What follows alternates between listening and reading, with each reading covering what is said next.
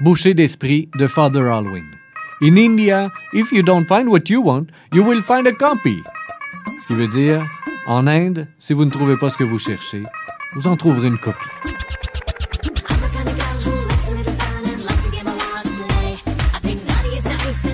Un courriel de ma charmante épouse envoyé le 12 septembre 2004 à 19h31 et 28 secondes, intitulé « Des nouvelles de notre fabuleuse aventure indienne ».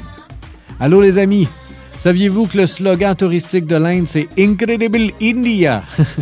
Moi oui, et je comprends très bien pourquoi ils ont choisi ce slogan. L'Inde, c'est assez particulier.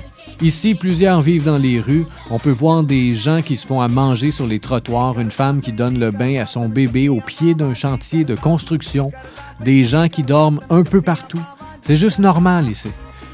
Les Indiens sont de nature très douce et respectueuse. Ils sont en général très gentils, amicaux. La petite dame qui fait le ménage de notre chambre a un de ses sourires si vrai, si radieux. On a eu notre premier lézard dans notre salle de bain hier. Il était rose avec des yeux noirs et lui aussi m'a souri. Il faut pas les chasser, ils sont là pour manger les insectes nuisibles.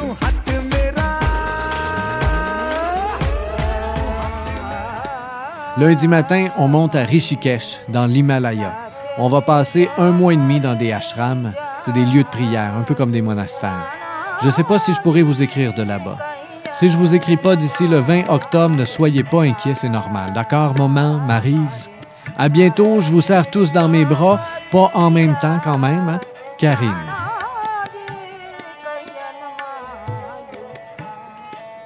Petite note de bas de page. Bonjour à vous, chers lecteurs avertis. Vous remarquerez sûrement que le style littéraire des courriels n'est pas toujours grammaticalement correct. N'aurait-il pas été mieux de corriger ces imperfections, vous demanderez-vous peut-être. Sachez donc, chers lecteurs avertis, que nous avons corrigé les fautes d'orthographe.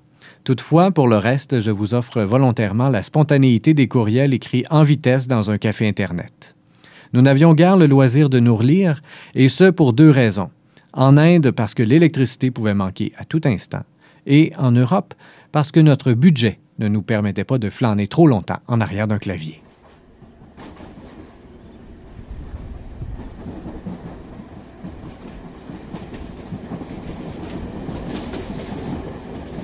Essentielle errance dans le train.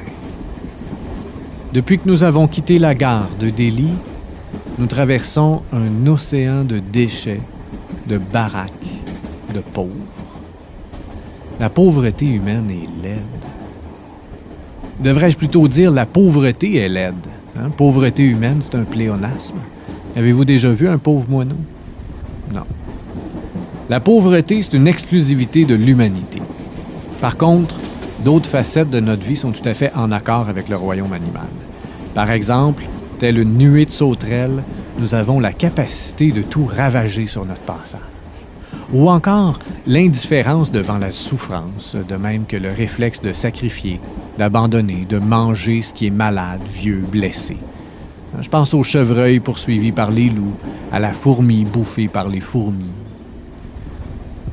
En fait, je suis en train de me convaincre de ne pas trop lutter contre l'envie de fermer le rideau de la fenêtre, puis d'oublier que tout ça existe. Parce que de taudis en taudis, mon cœur devient là. Plutôt que de me bouleverser, l'excès de pauvreté provoque une indifférente acceptation. Quand c'est rendu que le mognon d'un quêteux me rappelle les pigeons estropiés de Montréal, j'aimerais ça qu'on me donne une gifle, qu'on me dise « Hey Rémi, c'est un être humain, réveille! » Je sais même pas ce serait quoi ma réaction.